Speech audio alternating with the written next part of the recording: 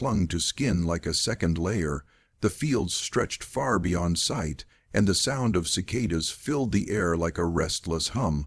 On the edge of the plantation, where the land dipped into a slow creek, lived a slave named Ryan.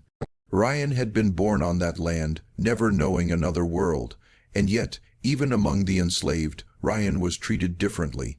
There was something about him that the plantation could not ignore, something that made people stare longer than they should, whisper more than they understood.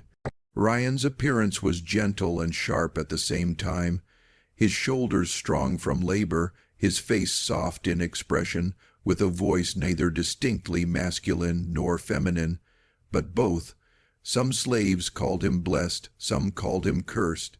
The white men had words for him too, none of them kind. The master of the plantation, Henry Caldwell, was a man of strict posture and quiet authority. His wife, Eliza Caldwell, was a woman known for loneliness more than cruelty. The marriage was polite, quiet, cold. They shared a house but not a heart. One evening, Henry noticed Ryan in the stables, wrapping a wounded horse's leg. The way his hands moved, careful, precise, almost tender, made Henry stop and watch longer than he intended. It was not affection, it was something else, something rooted in control, something rooted in the desire to own not just a body, but a soul. Days passed. Henry began assigning Ryan to personal tasks indoors, near the house, near him. Eliza watched this. Her eyes, tired from years of being ignored, recognized the shift instantly. She watched Henry watching Ryan, and soon enough, she began watching Ryan too, not out of desire, out of need. A need to feel seen, a need to feel power, a need to take back what she believed was slipping away from her. Ryan became a mirror, reflecting the fractures in their marriage. Henry wanted possession. Eliza wanted attention. Ryan wanted silence, to disappear inside himself and make no one look at him again. But on plantations, choice is a language slaves are not allowed to speak. The nights grew longer. The air felt tighter, and the house felt smaller. The husband watched, the wife watched, and Ryan, caught between their gazes, felt his identity split like a rope being pulled from both sides. Not loved, not desired, only claimed. He was no longer a person. He was an argument between two people who did not know how to love anything, not even themselves. But deep inside Ryan, a quiet flame of resistance began to burn. He did not know it yet, but the day was coming when one of them would die, and the other would blame him. The house stood like a silent monument against the fields, its white, painted wood reflecting the sunlight like a blade. Inside, every sound seemed to echo too loudly. The creak of the wooden stairs, the clink of silverware, the faint whisper of fabric when someone passed through a hallway, all of it felt sharper now. Because there were 3 people living in that house, and none of them were speaking the truth. Ryan moved quietly through the rooms, carrying out the tasks he had been assigned, polishing brass fixtures, sweeping the hallway, bringing fresh water to the kitchen. Every action was performed with care, not because Ryan served willingly, but because mistakes brought punishment, and punishment here was not always physical. Sometimes the worst pain was the silent kind, a look that lingered too long, a touch that pretended to be gentle, a voice that expected obedience without needing to raise itself. Henry Caldwell watched everything Ryan did. He did not speak much to him, not yet. Words were not needed. Power did not require language. When Henry entered a room, Ryan felt the air tighten. The master's eyes always followed him, thoughtful, calculating, like a man studying a valuable object he wanted to understand before fully owning. Eliza, on the other hand, watched from a distance, but her gaze was not quiet. Her eyes were full of storms. She would sit in the parlor near the window, her fingers resting on her sewing needle, but her mind was elsewhere. The sound of thread passing through cloth became the rhythm of her thoughts. She had once been young and bright, full of ideas of love and gentleness. But time was a sculptor that carved her into someone else, someone who had learned how loneliness can turn the heart into stone. It was Leela, one of the house servants, who first noticed the shift. She was young, barely more than a child, but she saw everything with clarity untouched by fear. She watched how Henry's footsteps slowed when passing near Ryan. She noticed how Eliza's knuckles tightened on the arm of her chair whenever Ryan entered the room. Leela said nothing. She only listened and remembered. One evening, a storm rolled in from the east. Thunder trembled the glass windows, and rain struck the house like 1,000 fingertips tapping for entry. The wind howled through the chimney, and the lamps flickered. It was on this night, while the house seemed alive and restless, that the quiet struggle between Henry and Eliza finally took shape. Henry stood in the dining room, the lantern casting shadows across his face. Ryan brought in a tray of bread and stew, placing it on the table. As he turned to leave, Henry spoke. "Stay." Just one word, heavy, unquestionable. Ryan froze, his hands lowered. He stood still, head bowed. Eliza entered the room moments later. Her eyes moved from Henry to Ryan, and something in her chest twisted so sharply it felt like a physical wound. Not jealousy, not desire, something deeper, something older. The feeling of being replaced not by a person, but by the idea of control. "You are confusing loyalty with possession," Eliza said quietly, her voice steady but her hand trembling at her side. Henry turned his eyes toward her, slow and cold. "Everything under this roof belongs to me," he replied, as if reciting a law of nature, "including what you think belongs to you." The room seemed to hold its breath. Ryan understood then he was not trapped between love or desire or affection. He was trapped between two people fighting a war that had begun long before he was born, a marriage that had become a battlefield, and he was the ground they were fighting on. Eliza's gaze shifted to Ryan. There was no hatred in her eyes, but there was something even heavier, sorrow. "Go to your room," she said softly. Ryan hesitated. Henry watched him with a dangerous stillness. Eliza said it again, not louder, just clearer. "Go." Ryan left the room, stepping backward before turning, his footsteps quiet against the wood floor. His heart beat hard in his chest, but his face remained empty, like a mask carved from silence. Behind him, the conversation continued but whispered now, words sharp as knives, accusations not spoken directly, but edged into tone and pause. The storm outside roared, but the storm inside the house was quieter and much more violent. That night, Ryan could not sleep. He lay awake on his straw-filled mattress in the small servants' quarters, listening to the rain, listening to the walls, listening to the sound of two lives unraveling. Ryan did not choose this place. He did not choose his body. He did not choose to be looked at or wanted or used, but he did choose one thing. In the silence of that storm-torn night, he would survive. No matter what price survival demanded, and long before dawn, a plan began to form, not an escape, not rebellion, not yet, just a decision that would determine which of the two would fall first, the master or his wife. Because only one of them could remain, and Ryan would not be the one broken. The storm passed, but its shadow stayed behind. The next morning, the plantation grounds were soaked with rainwater. Mud clung to boots and wagon wheels, and the fields glistened under a pale gray sky. The slaves returned to their labor, shoulders bent, hands numb, eyes tired. Life here did not pause for grief, nor tension, nor quiet wars being fought inside the walls of the big house. Ryan walked to the barn before sunrise, as he always did. The scent of wet hay and horse sweat filled the air. He began brushing down the stallion named Flint, an animal known for his wild temper. Yet in Ryan's hands, the horse softened, eyes calm, breathing steady.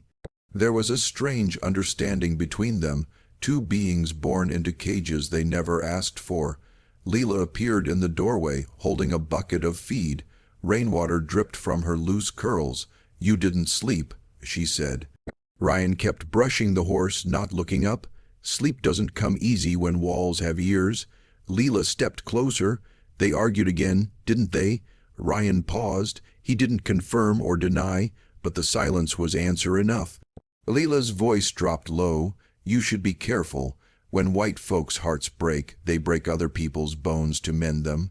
Ryan stopped, slowly turned to her.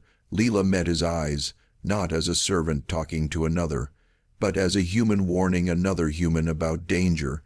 Before Ryan could answer, footsteps approached, heavy steps, deliberate. Henry Caldwell. Leela instantly lowered her gaze and stepped aside.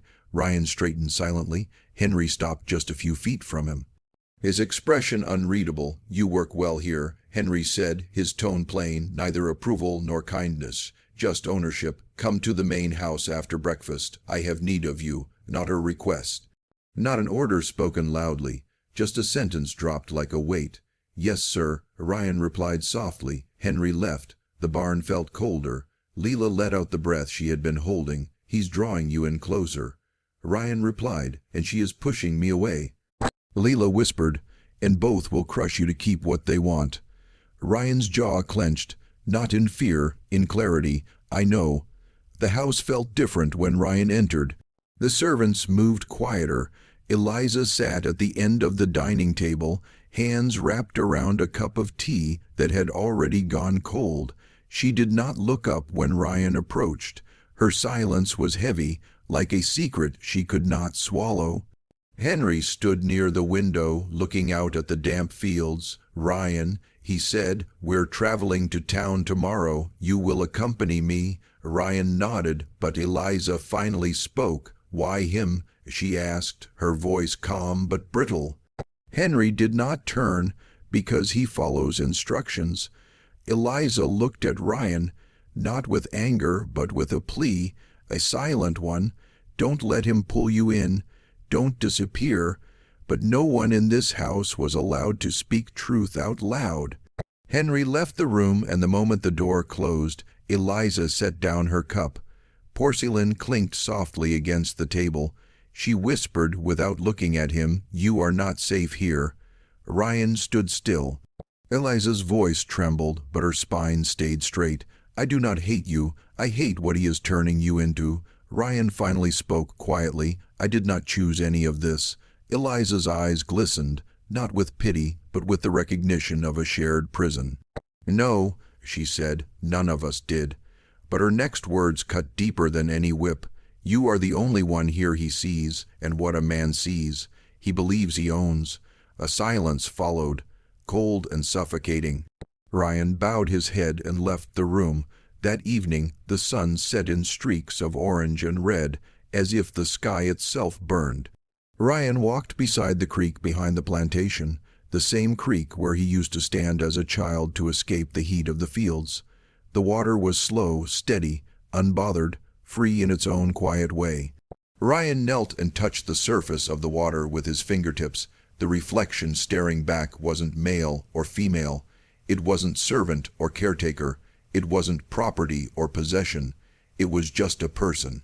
Trapped, but still breathing. A voice came from behind him, soft, careful. "You're thinking too loud," Leela said. Ryan didn't look up. "Do you think a person can live without ever belonging to themselves?" Leela sat beside him. "Some people live whole lives and never know who they are, but you know what you are. That's why they're afraid of you." Ryan turned to her. "And what am I?" Leela met his gaze, steady, unshaken, whole. She said, "In a world that only knows how to break things." The words sat in the air, heavy and true. Ryan looked at the horizon, where the sun dipped below the fields. Tomorrow they would travel to town, and whatever would begin there would change everything. Not just for Ryan, but for the master, for the mistress, for the plantation, and for the story that history tried to bury. The days inside the Hawkins plantation began to shift like the slow movement of clouds before a storm. Elias no longer walked like someone who had been chained since birth. There was a stillness about him now, a quiet awareness, as if he had begun to understand something that neither Hawkins nor Nora had ever intended him to understand, that he held power. Not loud power, not spoken power, but the kind that lives in silence, in glances, in the weight of someone's presence when they enter a room. The household noticed it first. The cooks fell silent when he passed. The stable boy lowered his eyes.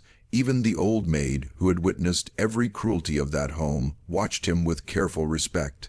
Something had changed, but Hawkins and Nora did not speak of it. They observed it.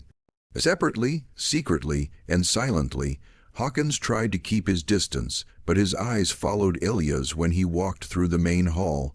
or when he sat quietly near the window cleaning the silver trays, or when his voice, soft and low, answered politely when spoken to. There was nothing defiant in Elia's tone, yet Hawkins felt defied. A man does not fear a raised sword, he fears a sword that lies on a table within reach of another's hand. Nora, on the other hand, found herself moving closer. She asked Elias questions that had no reason, questions about his childhood, about whether he remembered the sound of home, whether night frightened him, whether he had ever seen the ocean. She did not want answers. She wanted to hear his voice, steady and calm, because something in it made the walls of her life feel less suffocating. Elias answered only what was necessary. He did not indulge her. He did not encourage her. And yet this distance made her lean closer, made her heart stir like an unopened letter waiting to be read. It was not affection. It was not romance. It was recognition. She saw in Elias the same thing she saw whenever she faced the mirror at night after her husband had fallen asleep. A person trapped. The difference was that Elias was not afraid of the trap anymore.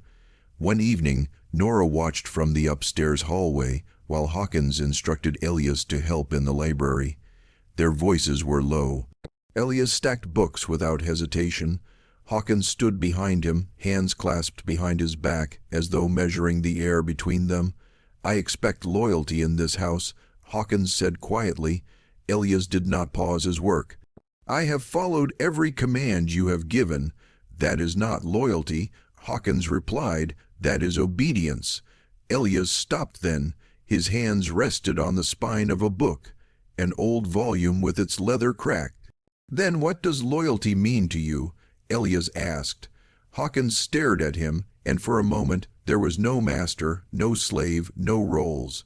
Only two men trying to understand the shape of something unnamed. But the moment passed. "You will understand eventually," Hawkins said, and left the room. Nora, who had heard everything, felt her breath tremble, not because of the words, but because of what remained unsaid. The nights grew heavier after that. The silence in the Hawkins house thickened like humidity before summer rain. Doors closed more softly, footsteps slowed, every glance held meaning, every gesture carried weight. One night Elias could not sleep.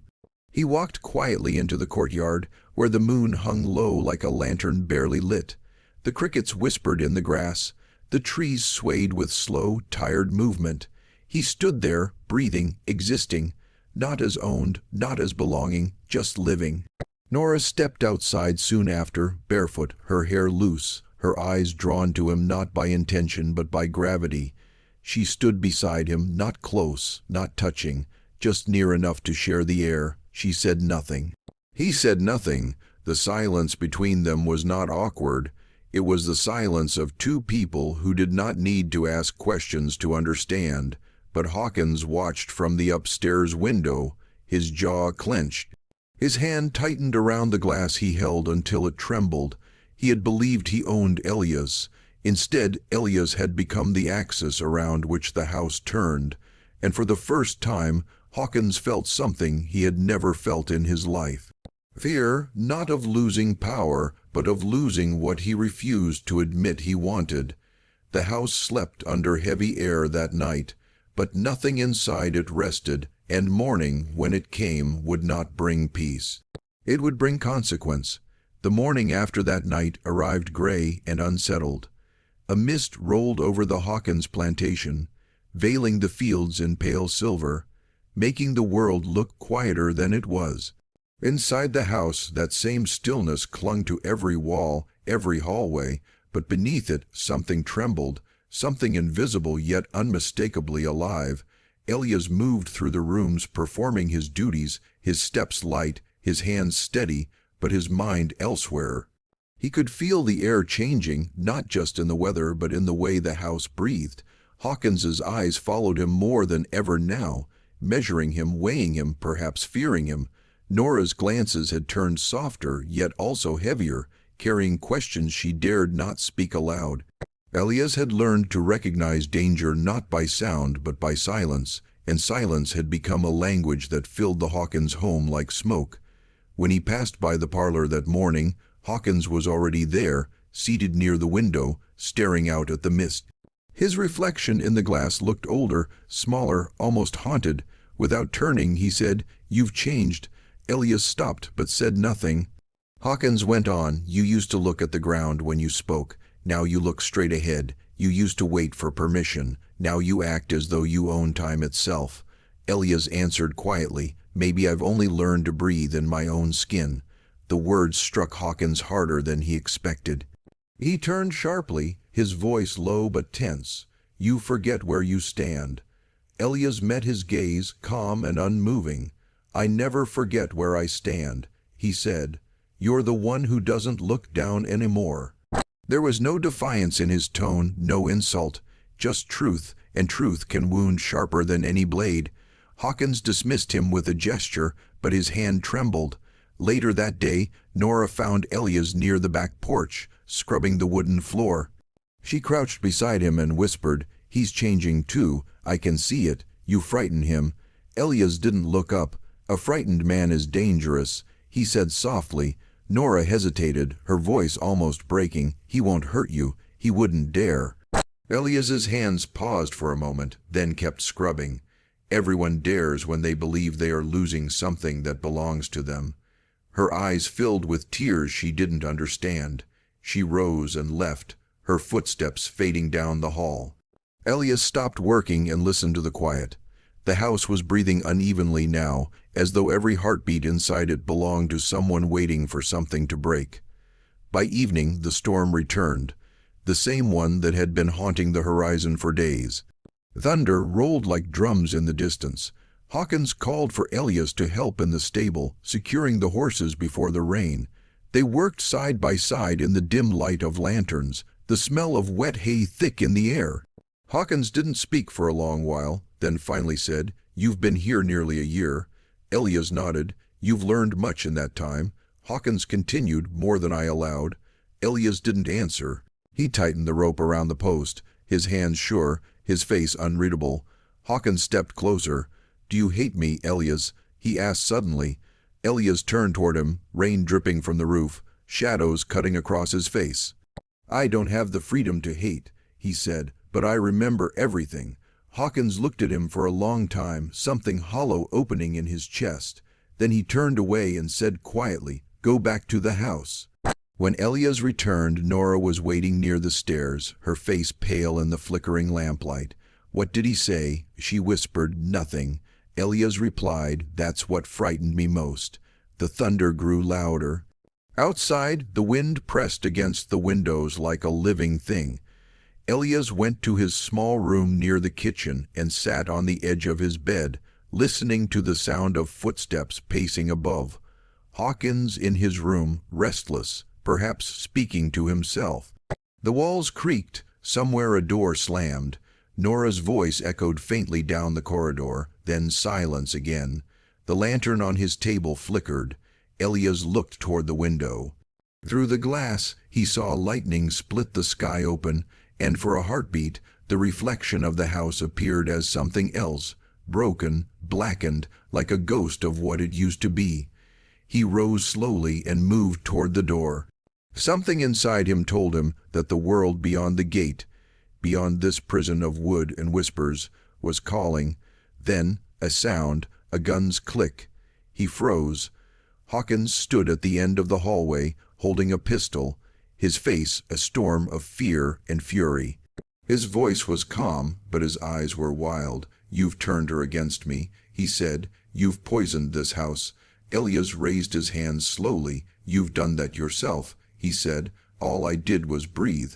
Rain pounded against the roof like war drums. Nora appeared at the top of the stairs, her voice breaking. "Stop. He hasn't done anything." Hawkins's hand shook.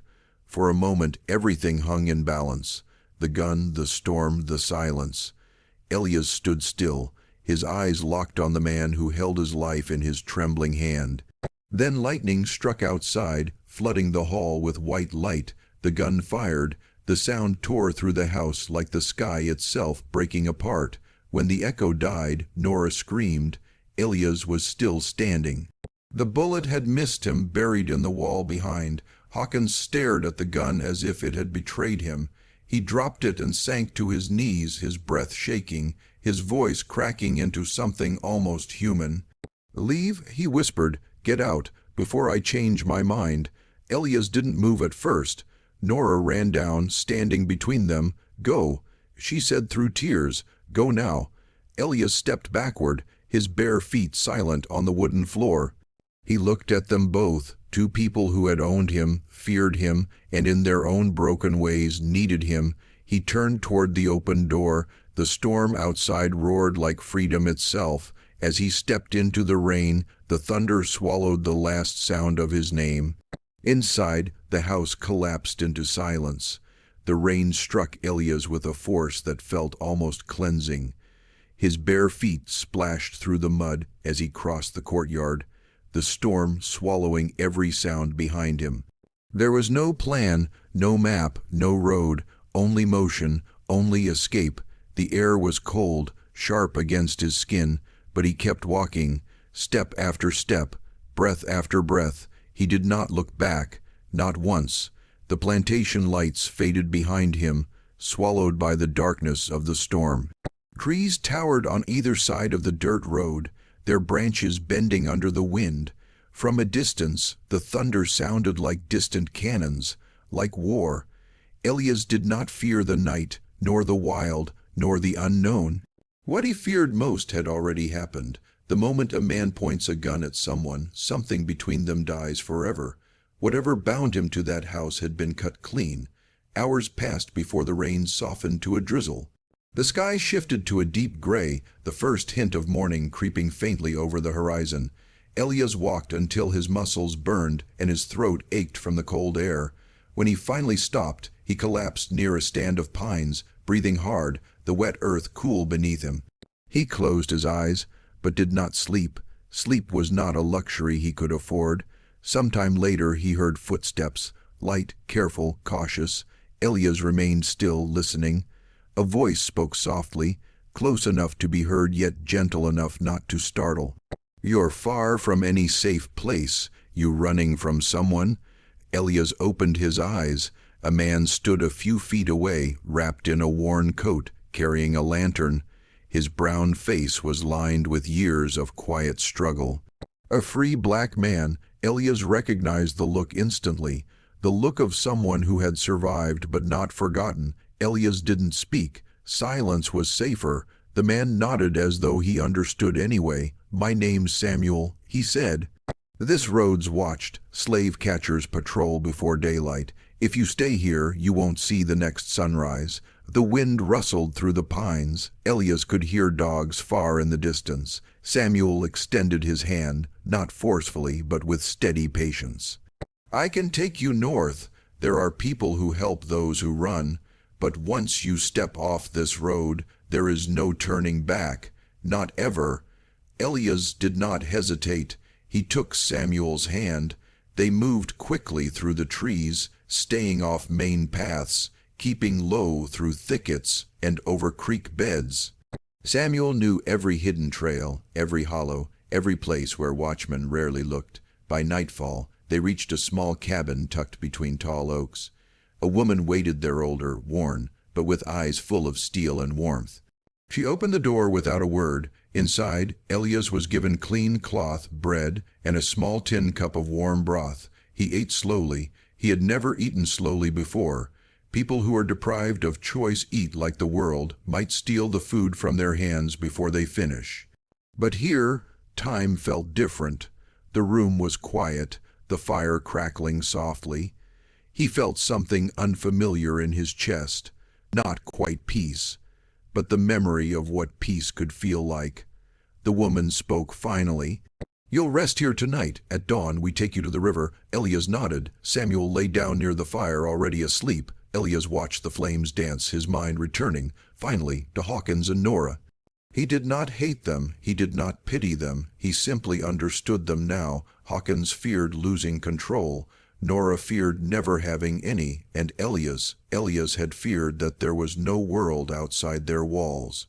But here he was, breathing, existing, unowned. Morning came quietly. They left before the sun rose. The river was wide and dark, moving steadily north. A small wooden boat waited at the bank, tied to an old cypress root.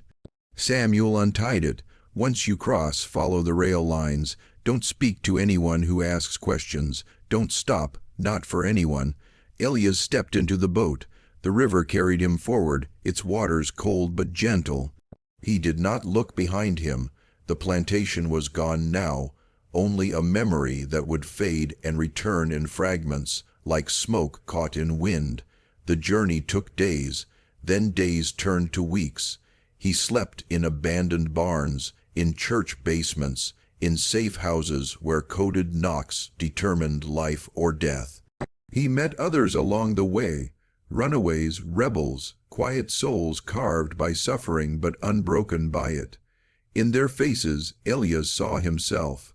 When he finally reached the outskirts of New York, the world changed. The city was loud, alive, uncontainable. Carriages rattled down cobbled streets. Markets bustled. Voices rose in 100 accents. Here, no one looked at him with ownership in their eyes. They simply looked. And then looked away. He found work unloading crates at the docks. Hard work, but honest work. Work he did standing upright, not bent. He earned enough to eat, enough to breathe. One evening, after finishing his shift, Elias passed a street vendor cooking something on a flat iron grill. Meat patties, seasoned and pressed, placed between bread. The smell was rich, warm, unfamiliar. The vendor offered him one. Elias hesitated, then took it. He bit into it slowly, and in that moment he realized this was the first thing he had ever truly chosen for himself, not given, not forced. Not controlled, chosen. The warmth spread through him. He closed his eyes. For the first time in his life, he tasted freedom. New York moved around Elias like a river that never stopped flowing. Faces changing, buildings rising, voices rising and fading. He had been in the city for nearly a year now, long enough to learn its rhythm, long enough to earn a small room above a cobbler's shop, long enough to understand that freedom was not loud, not triumphant, not a shout. It was quiet. It was the ability to wake up and decide one's own movements. He lived simply. He worked at the docks when work was there, and at his small butcher's stall when there wasn't. The street vendor who gave him his first hamburger remembered him, and sometimes, when business was slow, would speak with him, not out of curiosity, but companionship. Elias never spoke much, but his silence did not push people away the way it once had. Here, silence was simply another way of being. Yet freedom did not erase memory. Some nights, the storms returned, not outside. Inside him, he could still see the hallway, the gun, the flash of lightning. Nora's voice breaking, Hawkins sinking to his knees, the house that never truly slept. Memory was not a chain now, just a shadow he sometimes walked beside. One cold autumn evening, while he was carrying crates near the wharf, Samuel appeared again, the man who had led him through the woods that night long ago. His hair had grown grayer, his coat more worn, but his eyes were the same, steady, knowing. "You look stronger," Samuel said. "I am," Elias replied. Samuel nodded and stepped beside him, watching the ships move across the dark water. "Word travels," he said quietly. "Hawkins sold the plantation. He and his wife left Georgia. No one knows where they went after." Elias listened, but did not react. Some stories, once finished, do not need to be reopened. Samuel continued, "You don't have to fear them. They're ghosts now." Elias looked out over the harbor. "I don't fear ghosts," he said. "I just don't carry them with me." They stood together for a long time, not speaking, just breathing the same cold air. Then Samuel placed a hand briefly on Elias's shoulder, a gesture of gratitude rather than guidance, and walked away into the city crowd. Elias watched him disappear, then returned to work. Winter arrived. Snow fell against the windows of his small room. Elias had bought a coat now, a sturdy one. He could walk the streets without shivering. He could sleep without fear of footsteps approaching his door. The city was not gentle, but it was honest, and honesty was something he had never been allowed before. One day, while crossing a busy market street, a young boy bumped into him and nearly fell. Elias steadied him. The boy looked up wide-eyed, small, thin. "Sorry," the boy whispered, frightened. "It's all right," Elias said softly. "No command, no order, just reassurance." The boy smiled faintly and ran off. And something inside Elias shifted. He had seen fear his entire life. He had lived inside it, breathed it. But now he could ease it, if only in small, passing moments. That was something a free man could do. Later that evening, he returned to the same food vendor as before. The vendor recognized him immediately and laughed warmly. "Back again, my friend. Haven't seen you in a while." Elias nodded. "One, please." The vendor handed him the warm meat between bread, and Elias took it. The same slow, deliberate first bite he had taken nearly a year ago. The taste was familiar now, but it still meant the same thing. Choice. He sat on a low wooden bench nearby, eating quietly, watching the city move, the lights flicker in windows, carriages roll past, smoke rising from chimneys into the gray winter sky. He did not think of the plantation. He did not think of ownership. He did not think of chains. But sometimes, when he closed his eyes, he saw a road stretching forward, long, open, unwritten, and he walked it, not as an object, not as a possession,